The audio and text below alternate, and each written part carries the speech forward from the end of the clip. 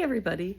Today I'm going to be doing a Salvadore Dali inspired mixed media piece, including at least a slight element of collage. Okay, so to begin with, let's look at Dali's piece that I'm using as my inspiration piece. So Salvadore Dali did this painting of his wife, Gala, and he did many works of her. Actually began as a photograph, and he painted around the edges with blue, and then he added in some illustration, but the blue color obviously really gives it a tremendous amount of pop. So based upon this, I have been working on building some layers. Nothing here is assembled and nothing here is totally finalized, but this is essentially my version of that. These are my grandparents. This picture's from about 1920 something when they were dating, because it still has her maiden name written down here on it, so they weren't married yet. So at any rate, I have my pieces together. I did watercolor roses last night, and I felt that I needed a little bit more green up here in this top field, so I actually had another one of these photos, which I used as a painting background, kind of a painting layer. We're gonna begin with adding that on. I'm gonna use rubber cement to add that layer. I'm kind of reverse bending it here. But I'm gonna use rubber cement because it got curly on me. It's not really painting paper that I used here. And so having rubber cement will really secure it down well up to the very edges, which is what I need. So rubber cement, you work very fast because it dries very fast, but it's a great medium for art projects. Stinks like anything, but it's a really good glue, and it's repositionable, and it does not hurt the projects. Things lay nice and flat with it instead of getting those weird lumps like we do from Elmer's. And also, if you get any where you don't want it, it could come right off. But you kind of should use it in some ventilation if you're using it a lot.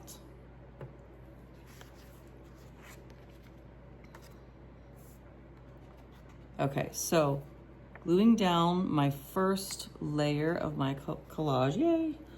All right, so layer one is going to just be kind of this green backing that's going to pop through on the corner.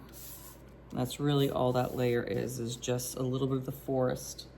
Now, my next layer is the actual photo of Grandma and Grandpa, and that is going to be centered right there in the middle. And see how I'm just going to see a little bit of that green? This looks a little off. Let's try shifting that. And then, okay, so my next layer, let's see here. I'm working in this little teeny tiny area, so gotta kind of figure out where to put stuff.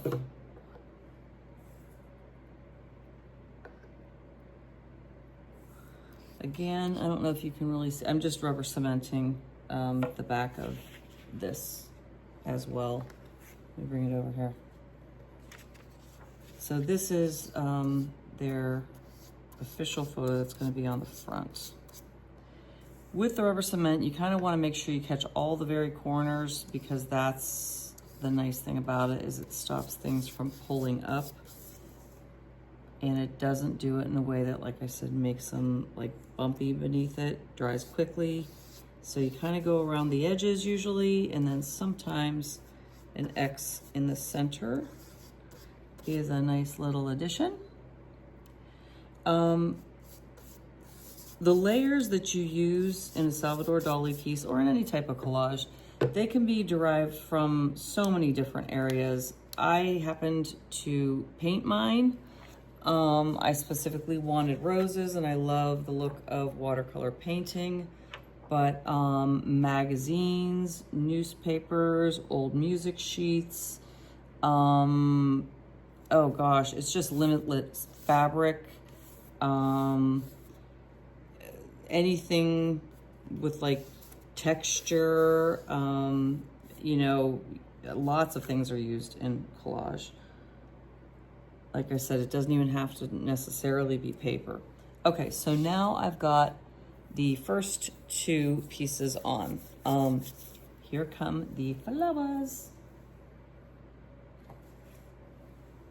Okay, so this was just kind of this fun I was having with watercolor as we watched the football game yesterday. And I knew I was trying to get ready for this tutorial and to get this piece done. So that is, can you see? I'm going to set these in place first. And as you can see, I did that. I made a plan before I glued anything. Because sometimes like 1/8 of an inch makes all the difference in how the pieces fit in. So I like to kind of puzzle it together before I glue when it comes to collage. It just seems smart. A little extra work on the front end can save you time and a lesser looking piece on the tail end. So I'm gonna go in and make sure once again that these are kind of in the right spot before I glue this layer for the same reason. Now, I'm trying to make sure I retain their names. This says Jess Strotterman, this says Rosa Rawpaw. Never heard Grandma called Rosa until I read this. So that was kind of fun. Original source documents rock. You learn so many interesting things.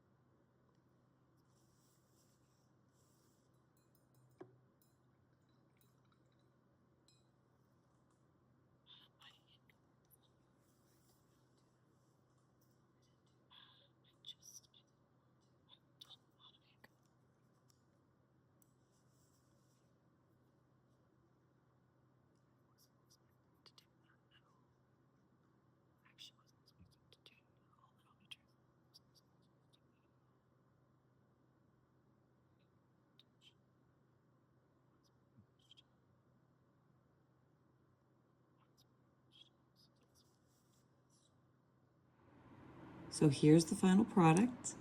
As you can see, 2 flowers were added to the lower left-hand corner.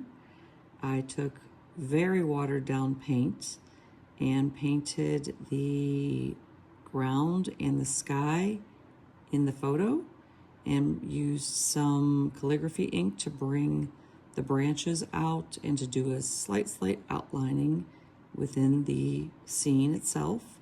I left the people completely untouched by color to make them stand out. And there are Jess Strotterman and Rose Rawpaw. Back in the 1920s before they got married, they later did get married and had 7 children together. two of whom they lost at very young ages. He played the harmonica. They were both artists. And he ended up dying in 1943 when the children were very young. And she raised those 5 children on her own through very difficult times, but she did it. Strong woman.